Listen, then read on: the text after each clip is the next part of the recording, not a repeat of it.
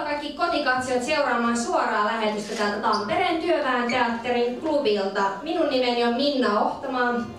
Ja minä olen Annulainen. Myös teille sinne kotikatsojille tiedoksi, että Suomalaisen pressiklubin illan pääreportaasi Kenelle keskustori kuuluu on juuri alkamassa. Meidän työryhmämme on haastatellut kaupungin päättäjiä, kaupunkilaisia, yrittäjiä, kodittomia ja päihdeongelmaisia, ja kaikki tämän esityksen sitaatit ovat peräisin näistä haastatteluista tai lehtiartikkeleista. Ja voitte siellä kotona myös osallistua, kommentoida, osallistua keskusteluun esimerkiksi menemällä Suomalaisen pressiklubin Facebook-sivuille, joka ilmestyy juuri tuonne ruutuun. Voitte myös twiitata hashtagillä keskustori tai Suomalainen pressiklubi. Ja uutisvinkkejä Aamulehteen voi toki myös soittaa, koska Aamulehti on mukana tässä. Joo, että näin. Niin, ja tietysti voitte myös tulla tänne TTT-klubille suoraan paikan päälle. Tai tulkaa sitten viimeistään seuraavaan esitykseen. Nyt arvoisa yleisö, nauttikaa illasta.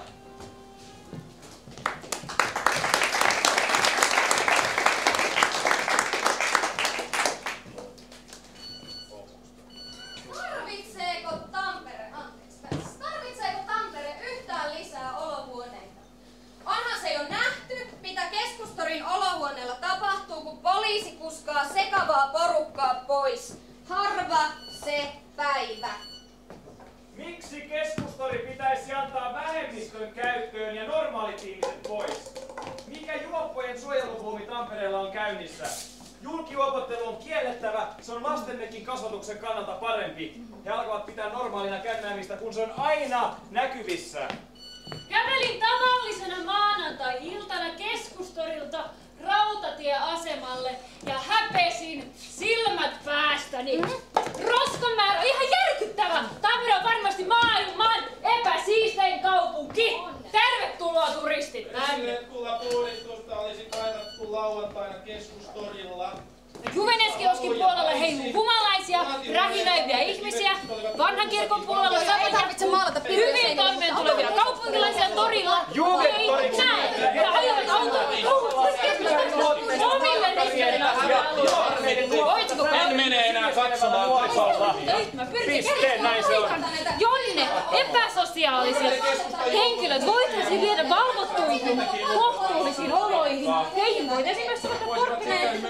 Ainoa keino on kieltää julkijuopottelu. Keskustori kuuluu kaikille, myös alkoholisteille. Yhteiskuntamme aiheuttaa asunnottomuutta ja ajaa ihmiset ahtaalle. Emme tarvitse puhdistusta, lisää yömajoja ja oikeita koteja sekä matalan kynnyksen päihdehuoltoa. Seuraavan kerran kohdatessasi juopon mieti, että hän voisi olla sinun äitisi, isäsi, sisaresi tai lapsesi. No ei kyllä minun äiti voi. Siis Mä haluaisin kysyä, että onko herra pormestari milloinkaan jalkautunut päivällä keskustorille? Enpä tiedä, Suomessa on yhtä epäsiistä. Pormestarit ja virastotalon päättäjät! Jalkautukaa Tampereen kävelykadulle, Hämeenkadulle ja keskustorin Jugendtorin alueelle, joka on avoin juottola sekä huumeiden myynti- ja ostopaikka. On turisteille näkyvyys parasta Tamperetta. Sellaista väkeä pyörii, joka on tuosta epäsosiaalista. Viinaa käytetään ja eikä se silti saattaa olla, että se menee enää sitten yleensä tai jotain. Alkoholin käyttäjäthän on sinällä säästyttäviä, että ne on äänekkäitä, saattaa haista pahalle ja muut. Vähän niin kuin roskakin, että sillä lailla haittaa sitä näkymää. Se, että se kesä oli niin karmeista, palautetta tuli niin kuin mun lähiomaiset sanoivat, että Pekka, että eikö se tosiaan mitään pysty tekemään. Lähdettiin hakemaan, mikä voisi olla semmoinen innovatiivinen uusi toimintamalli, jolla tätä tilannetta voitaisiin purkaa. Toivon mukaan se poliisin näkyminen on sitten ainakin kaupunkilaisten mieltä vähän rauhoittunut. Poliisitoimi ei kuulu kunnan toimialaan ollenkaan. Se olisi vastoin lainsäädäntöä, jos kunta rupesi omia poliiseja palkkaamaan. Siinä toivomusmuotteena siinä kaupunginhallituksen päätöksessä ei ole osoitettu erillisiä rahoja. Se oli velvoittava ponsi, että kyllä siellä pohjalta on pitänyt tehdä jotain. Sun pitää kysyä apulaispormestari Mikko Aloselta. Vähän niin kuin roskakin. Tästä epäsosiaalista ja Tampereen keskustorista riittää mielipiteitä. Kansalaiskeskustelu on kärjistynyt viimeisen 5 vuoden aikana. Jo vuonna 2011 tamperelainen lehti uutisoi, että Keskustori on kaupunkilaisten mielestä turvattomin paikka. Samana vuonna Tampereen kaupunginvaltuutettu SDP:n Aila Dyndär-Järvinen teki valtuustoaloitteen julkijuopottelun ja häiritsevän käyttäytymisen ehkäisemiseksi. Kyllä hei, Aila Dyndär-Järvinen, SDP:n kaupunginvaltuutettu. Mä luulen, että suurin ongelma nykymaailmassa on varmaan syrjäytyminen ja päihdeviina-ongelma ja sitten nämä ihmiset, että he tapaa sitten tuossa toisiaan. Eikä siinä mitään. Totta kai heillä on oikeus kokoontua, mutta eihän se hirveän kivaa ole, että jos siinä on sammuneita ja virtsataan ja tämmöstä niin kuin näin. Aila Dyndär-Järvisen valtuustoaloite tuli uudelleen valtuuston käsiteltäväksi tammikuussa 2012. Joo, ja silloin päätettiin tosiaan, että kaupunki ryhtyy toimiin julkijuopottelun ja häiritsevän käyttäytymisen ehkäisemiseksi. Samana vuonna Keskustorista tuli erityisen kuuma puheenaihe.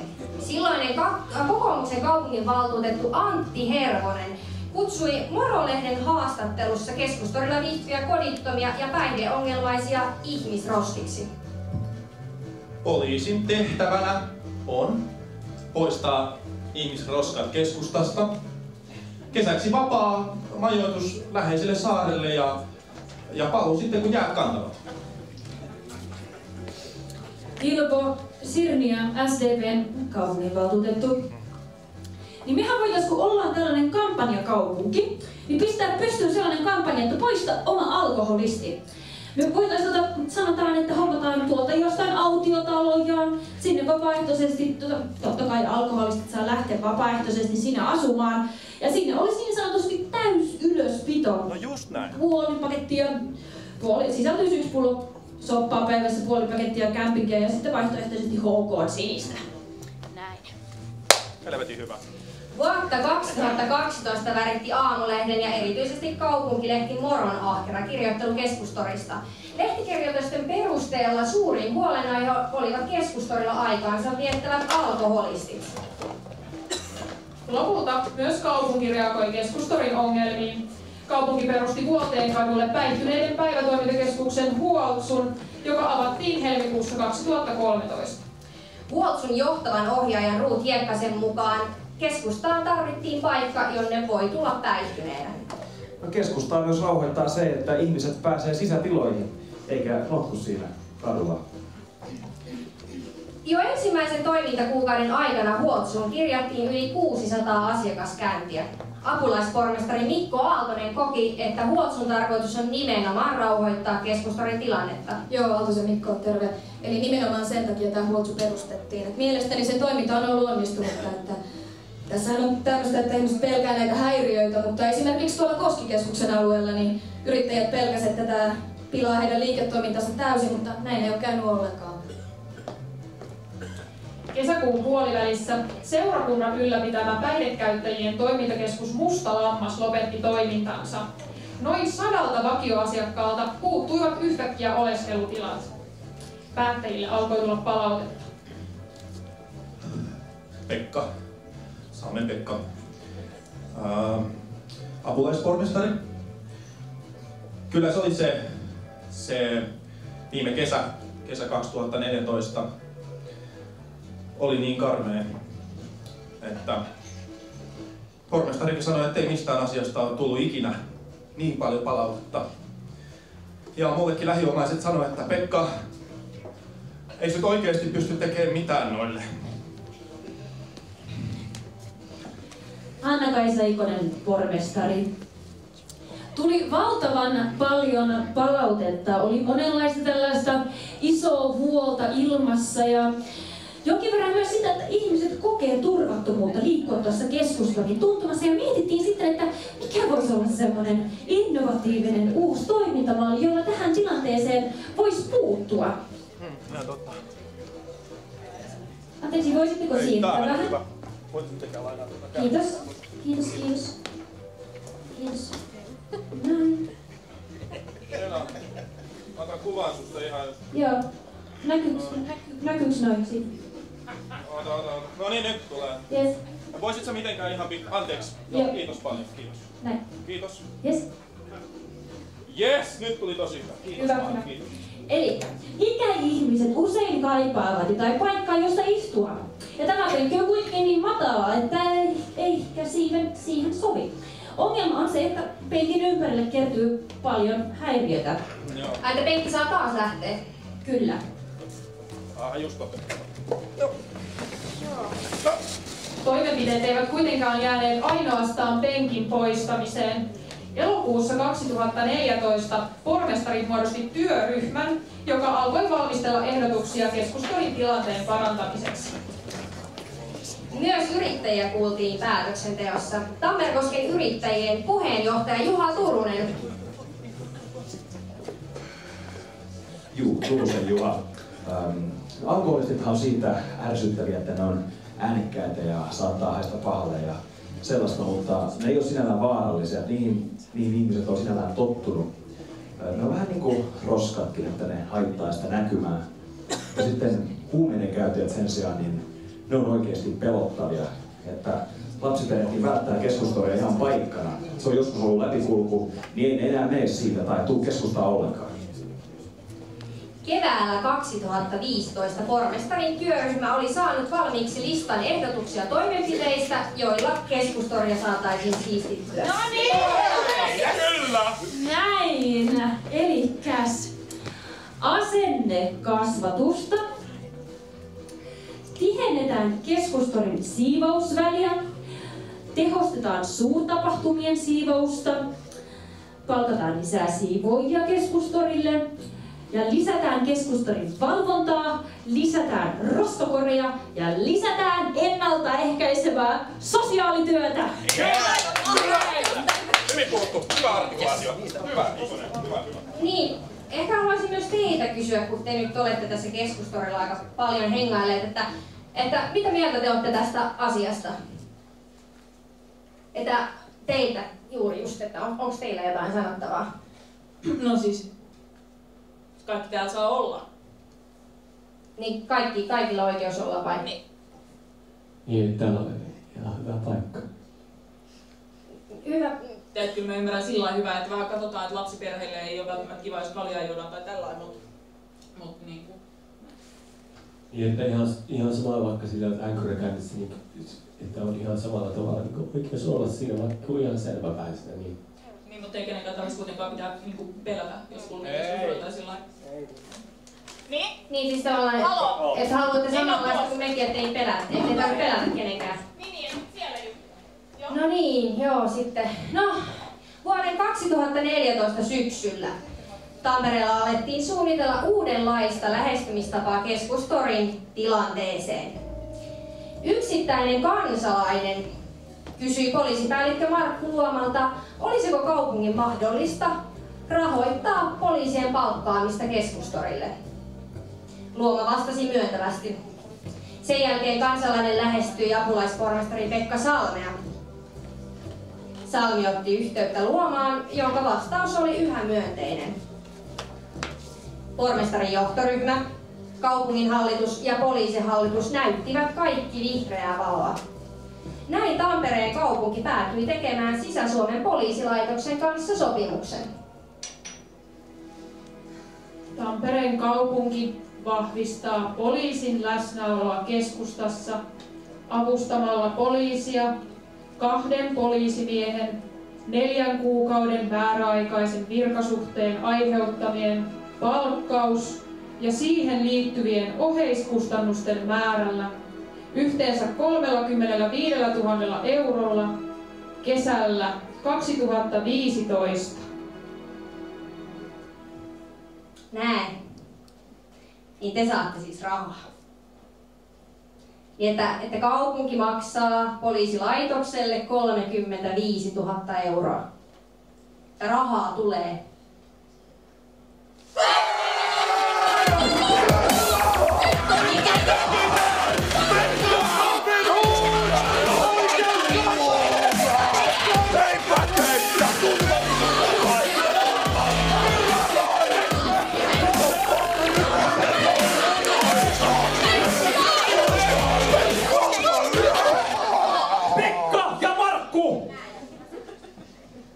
Mä olen Arto Sulonen, Kuntaliiton lakimies.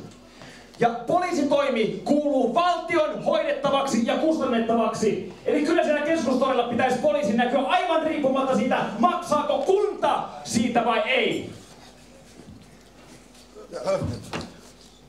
Poliisihallinto nimenomaan varmisti, että onko laillisesti mahdollista. Ja mä luulen, että jos poliisihallinto jotain sanoo, niin he kyllä osaa lakia tulkita. Mutta kaupunkihan ei voi lainsäädännöllisesti palkata poliiseja. Se olisi vastoin lainsäädäntöä. Mutta nyt tässä on kiertoteitse samasta asiasta kysymys. Eli poliisi kyllä laittaa omia miehiään ja omia resurssejaan tiettyihin tehtäviin, kun kaupunki siitä poliisille maksaa. Niin sellaisesta ei ollut missään tapauksessa kysymys. Eikä me tätä asiaa tulkita niin. Tämä oli tällainen yhteistyökysymys. Meillähän on tietysti sellainen pelko, että jos tällainen käytäntö yleistyy, niin sitten tätä alkaa tapahtua ympäri eri puolilla maata, erilaisissa tehtävissä, erilaisissa yhteyksissä. Eli antaa olla viimeinen kerta! Eikä ollut tarkoituskaan tehdä tästä mitään pysyvää käytäntöä. Tämä oli vaan tällainen projektiluontoinen homma. Niin, että poliisikokeilu siis jää yhteen kesään. Joo. No, mikähän voisi olla sellainen pitkän aikavälin ratkaisu?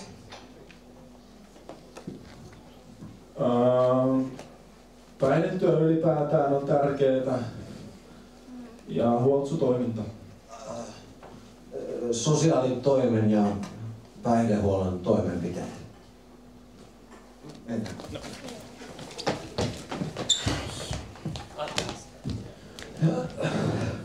No nyt on sitten toi väliaika 15 minuuttia, että tosta saa kaljaa ja sit tosta saa viinaa ja sit käykää röökille ja jos joku tarvii ihan hommia, niin tulkaa Nykäsen muuta. Joo.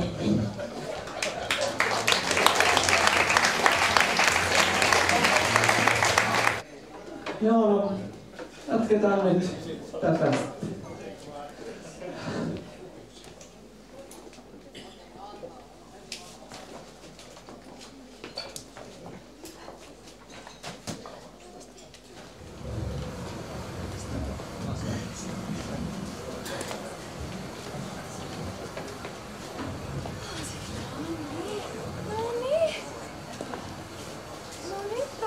Kyllä mun täytyy sanoa, että tää kesä 2015 on ihan erilainen viime kesä.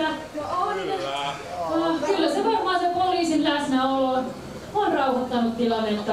Joo, on kyllä. Toki täytyy rehellisyyden nimissä myös sanoa, että oli aika sateinen kesä. No ei se nyt siitä. Tää on älyttömän hieno juttu tää, mitä Anna-Kaisa Ikonen tää poliisikokeiluasia. Kyllähän se rauhoitti tilannetta. Nyt siinä kivellä ei notku kukaan. Joo, ainakin torivalvojen mukaan niin tilanne on rauhoittunut huomattavasti. Ja mitenkin tässä liikun, niin... Mutta mikä sitten johtuu mistäkin? Toisaalta kesäkin on erilainen ja... Mutta olen kyllä tähän mennessä todella tyytyväinen. Joo, kyllä. Siis eihän mitään tapahdu, jos jotain ei kokeilla. Että itse olen hyvin tyytyväinen, että nämä 2 poliisia palkattiin. Täytyy kyllä myös...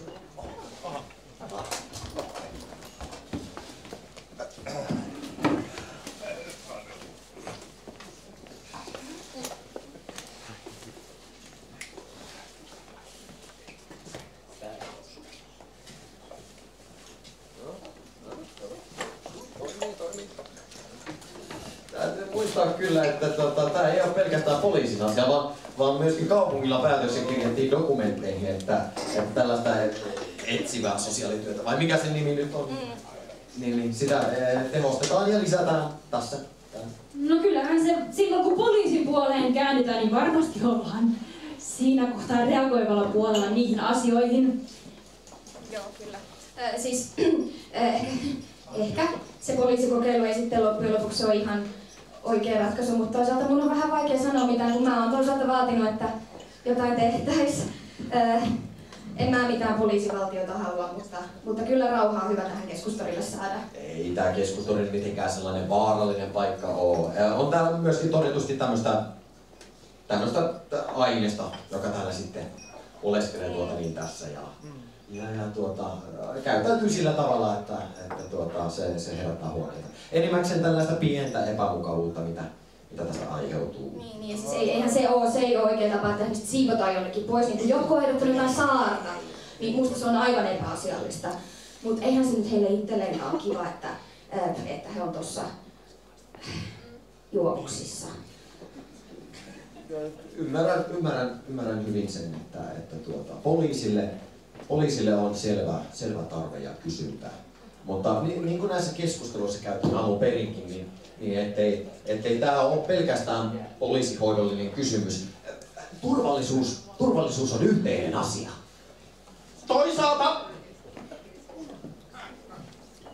Toisaalta poliittiselle eliitille ja taloudelliselle eliitille tekee ihan hyvää nähdä näitä sosiaalisia ongelmia, kun ei välttämättä niitä omassa lähipiirissä näe.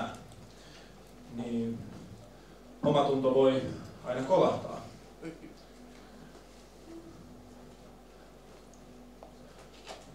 Mutta onhan se niinkin, että nämä on aina subjektiivisia nämä näkemykset, kun objektiivista tietoa on niin vaikea saada. Pekka, hei.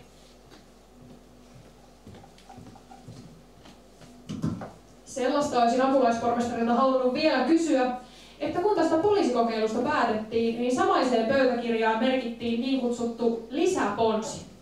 Sen mukaan etsivää sosiaalityötä vahvistetaan Tampereen keskustassa.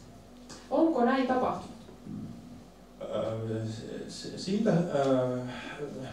Tää ei ole nyt, mä en tiedä siitä sitten, kun se ei ole mun tontilla tää puoli, tää sote-puoli. Että sun täytyy kysyä siitä sitten Aaltosen Mikon, se on Mikon vastuualuetta. No, kaupunginhallitus teki kuitenkin tämän päätöksen. Kysytäänpä vielä heiltä. Niin, kaupunginhallitus.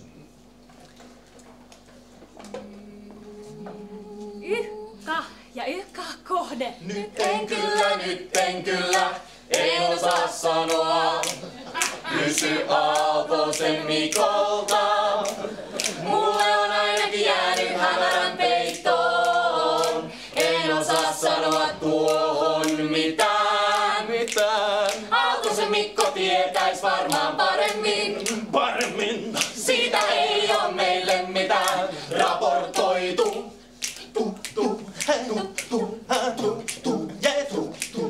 Tähän ei ole osoitettu erillistä rahoitusta, jolla voitaisiin valkata tällaisia henkilöitä. Ja mulle kerrotun mukaan näitä ratkaisumalleja on haettu näiden meidän yhteistyökumppaneiden kanssa.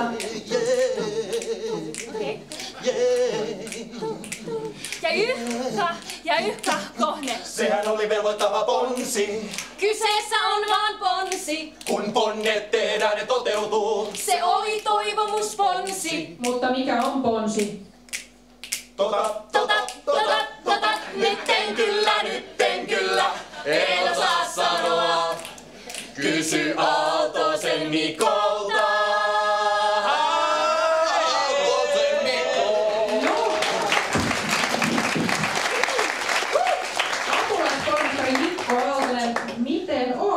Onko etsivää sosiaalityötä vahvistettu Tampereen keskustassa? No nyt pääsit pikkasen yllättämään. Mä en osaa sanoa, että mitä siellä on tehty tai mitä siellä on käyty. Mutta se on siis Huoltsun vastuulla tämä etsivä sosiaalityö, se on Huoltsun asioita. No, mitä tähän sanoo Huoltsun johtava ohjaaja Ruut Hiekkanen? No, meillä etsiväksi sosiaalityöksi sitä nyt ei voi enää kutsua, että meillä oli etsivää sosiaalityötä, mutta enää ei ole siihen mahdollisuutta. Tietäisiköhän sosiaalitoimen suunnittelupäällikkö Maritta Närhi? Siis tämän vuoden kesäkuun pöytäkirja. Kesäkuun jälkeen meillä ei ole ollut mahdollisuutta, resursseja lisätä sitä etsivää työtä. Onko tämä siis ollut ihan tyhjää puhetta tämä kesäkuun pöytäkirjan merkintä? Varmaan se on sitten jäänyt sellaisiksi lauseiksi, jota ei ole pystytty toteuttamaan. Se on ollut politiikan tahto, eikä meillä ole ollut keinoa vastata siihen tahtoon. Päihtyneiden päivätoimintakeskus Huoltsu perustettiin siis kaupungin päätöksestä vuonna 2013. Se rauhoitti Keskustorin tilannetta, mutta silti se sai jäädä Vuolteenkadun tiloihin vain hetkellisesti. Tilat nimittäin omistaa Sponda-niminen yhtiö, joka jo 2008 tehdyissä kaupoissa oli sopinut, että Ratinaan rakennetaan Tampereen suurin kauppakeskus. Rakennustyöt alkoivat tänä keväänä. Sponda ilmoitti, että Huoltsun täytyy etsiä uudet tilat tämän vuoden loppuun mennessä. Uusi tila löytyikin. Yläkerro Tivolin vanha tila Puutarhakadun ja Näsilinnan kadun risteyksessä vaikutti erittäin lupaavalta. Vuokranantajakin oli innoissaan. Yes. Eli ajatus on sijoittaa se tuohon Puutarhakadulle. Se on erittäin hyvä ja keskeinen sijainti. Sitten on helppo lähteä tekemään jalkautuvaa sosiaalityötä ja sinne on helppo tulla. Kaikki oli ihan silleen, että isännöitsijä näytti tiloja ja vuokranantajakin suostuisi meidän toimintaa vuokraamaan, mikä ei ole tosiaan aina ihan sanottu juttu. Joni Lehtimäki, SDP:n varavaltuutettu. Mä aion hoitaa tämän viestinnän sähköpostitse, jotta mun sanoja ei vääristellä ja kaikki sitaatit tulee oikein.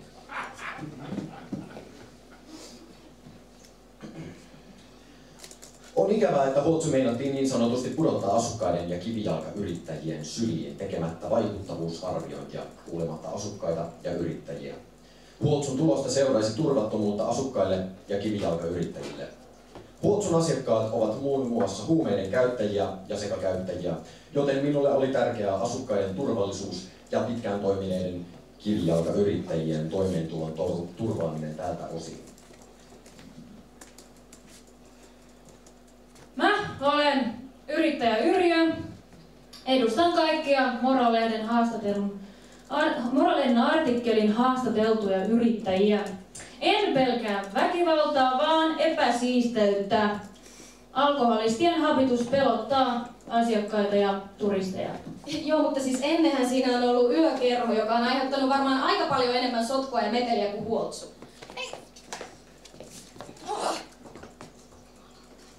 Kellään ei ole mitään sitä vastaan, että näitä ihmisiä autetaan.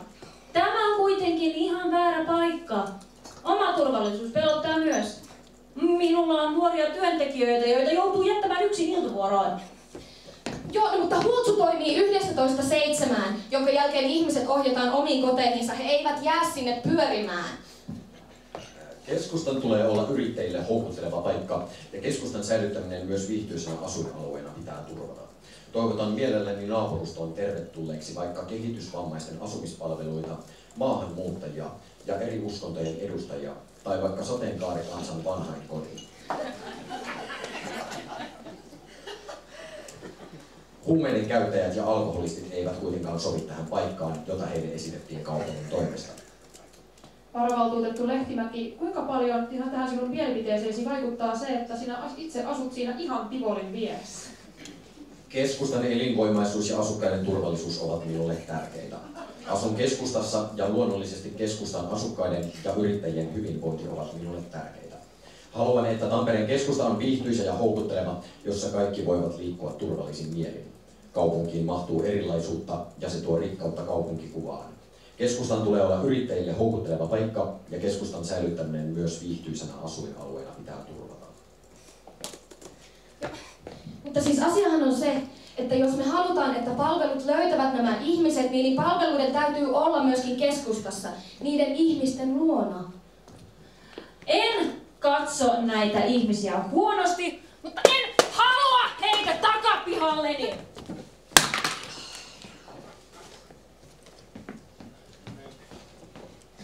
Joo. No, me jatketaan nyt vissiin vielä kerran sitten vaihtoehtoisten tilojen etsimistä, mutta jos niitä ei löydy, niin sitten se on tossa, Puutarhakadulla. Lopulta Tivolin tilat eivät enää olleet vuokralla. Valitusten käsittelyssä kesti liian kauan ja vuokranantaja ehti antaa tilan toiselle vuokralaiselle ja paikkaan on muuten tulossa ravintola.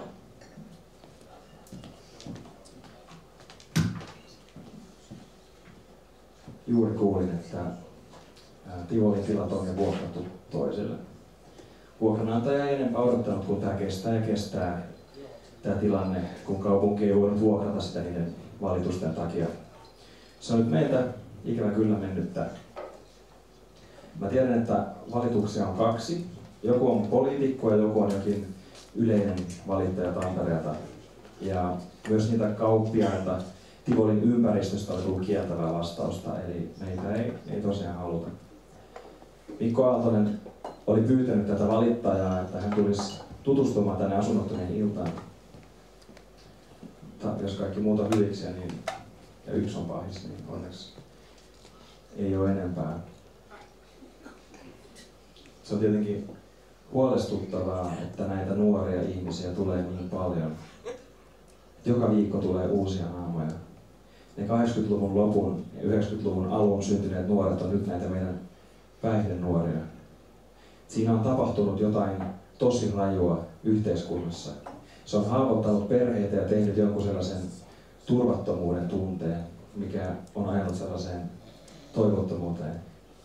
Kuka tahansa voi joskus olla juoppo. Ja kenen tahansa lapsi voi joskus olla narkomaani. Se koskettaa meitä ihan jokaista. Me ollaan kuitenkin ihmisiä.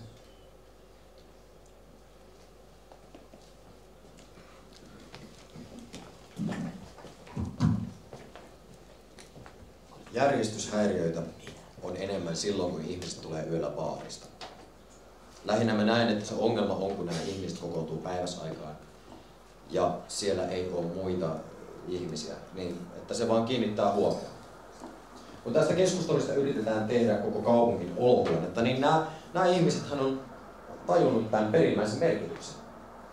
Se tuo myös heille turvallisuuden tunnetta, että he on tässä ihmisten ilmoilla, eikä jossakin tuolla sivumalla, jossa sitten äkkiä puukko heiluu eikä kukaan tule auttaa. Tämä turvallisuus on sellainen tunne, joka ihmisillä on. Se on vähän niin kuin pelko. Mä oon kysynyt ihmiseltä, että mitä he niin pelkää. Nämä keskustoriporukat, jos ne rähisee, niin ne rähisee keskenään. Ja sitten päihtyneenä ne aiheuttaa meteliä. Se tekee varmaan sellaisen tunteen. Pelko on ihan oikea tunne, ei siinä mitään. Mut en mä oikein saanut vastausta siihen, että mitä he oikein pelkää. Kenelle tää on tarkoitettu, tää keskustelu? Ketkä on nämä ihmiset, jotka täällä halutaan olevan? Sitä mä mietin, että jos tänne saataisiin ylipäätään houkuteltua enemmän ihmisiä, niin nämä ei ehkä niin kiinnittäisi huomiota. Että jos joku vaikka sitten nukkuisi penkillä. Isoissa kaupungeissa on aina lieveilmiöitä. Me ei voida laittaa niitä tonne teiskomettään pois silmistä. Jos tänne olohuoneeseen tulisi paljon muitakin kuin nämä keskustelun normaalit porukat, niin tää ei ehkä näkyisi, mutta muut ajaa vaan bussilla ohi.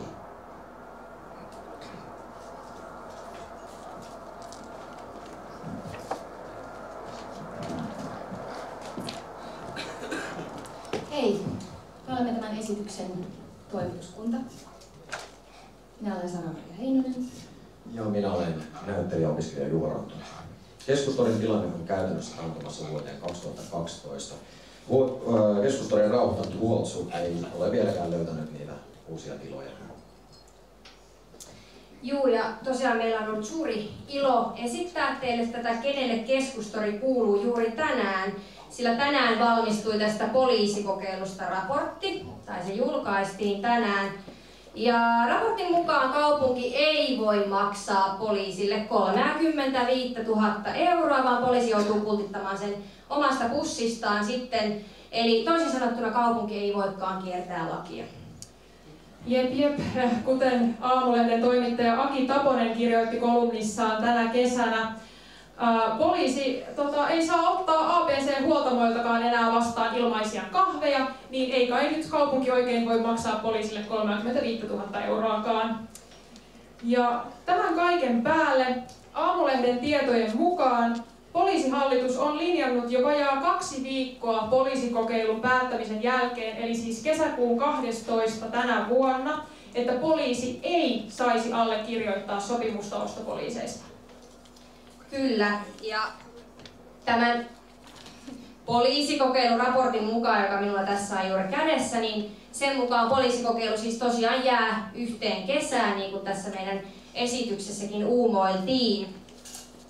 Ja Ja niin, tosiaan poliisihallituksen linjauksesta huolimatta edellinen poliisiylijohtaja Markku Paatero kertoi viime kesänä, että kyllä poliiseja voi kaupunki palkata ja 35 000 euroa menee maksuun. Ja tästä huolimatta poliisipäällikkö Markku Luoma oli kuitenkin jo 2 viikkoa aiemmin ehtinyt allekirjoittaa tämän sopimuksen kaupungin kanssa. Tänään ilmestyneen kaupungin tiedotteen mukaan kaupunki ja poliisi pitävät tätä hanketta kuitenkin erinomaisen onnistuneena. Ja luenkin pari kohtaa tästä tiedotteesta. Hanketta sellaisenaan ei jatketa tulevina vuosina, mutta osapuolet hyödyntävät siitä saatuja kokemuksia myös jatkossa kaupungin turvallisuuden parantamiseksi. Poliisi kohdentaa edelleen resurssejaan näkyvään valvontaan kohteissa, joissa on ilmennyt häiriöitä. Erityisenä kohteena on puuttua järjestyslain vastaiseen alkoholin nauttimiseen yleisellä paikalla. Kaupunki jatkaa lisäpanostuksiaan keskustan alueen siisteyden parantamiseen myös ensi vuonna. Päihdetyön kannalta on tärkeää, että kaupunki jatkaa Huoltsun toimintaa uusissa toimitiloissa ja etsivää sosiaalityötä kohdennetaan keskustan alueelle. Saa nähdä siis, miten ensi kesänä käy. Ja meillä on itse asiassa nyt ilo ja kunnia olla saanut tänään paikalle yksi meidän esityksemme päähenkilöistä. Apulaispormestari Pekka Salmi on täällä tänään. Antakaa aplodit.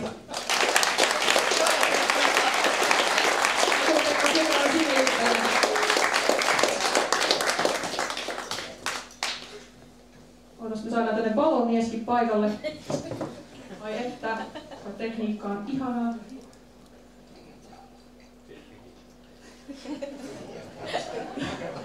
Kirkkaat valot.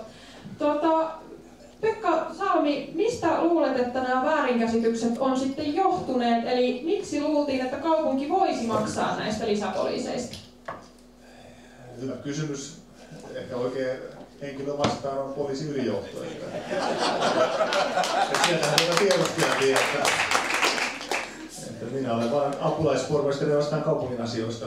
Mutta Markku Luomalta nimenomaan vielä erikseen kysyin tätä, että onhan tämä ok. Ja hän tiedusteli ylemmältä taholtaan tätä. Vaikea sanoa, minkä takia on mieli muuttunut siellä. Sitä mekin ihmettelemme. No, miten Tampereen kaupunki on varautunut tulevaan kesään? Niin kuin tuossa tiedotteessa todettiin, niin kyllä me siivousta jatketaan näillä ekstra panostuksilla, eli esimerkiksi Blowfestien ja Tammerfestien viikonloppuna, niin siivotaan enemmän ja käytetään myös palkkatukityöllistettyä enemmän ilta- ja viikonloppusiivouksessa. Ja sitten totta kai tämä Huoltsun tilanne on kriittinen, että sille on tila löydyttävä. Ja ehkä etsivää sosiaalityötäkin saadaan pikkuhiljaa vahvistettua. Mukaan. Kiitoksia Pekka Salmi, annetaan vielä aplodit.